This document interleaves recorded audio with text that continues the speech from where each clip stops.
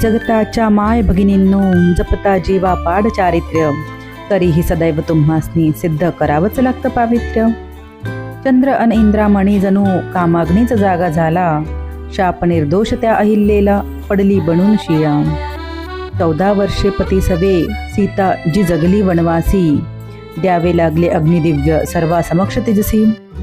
दगदगणाऱ्या चितेवर सदेह झेपावून सती गेली, उघड्या पुरुषी डोळ्यांनाही तुझी दया नाही आली. नशिबी आले वैधव्य जेव्हा अनिच्छे श्वेत वस्त्र ल्याली, विद्रुपते स्तव करून केशवक्पन बंदिवास लीला भाळी.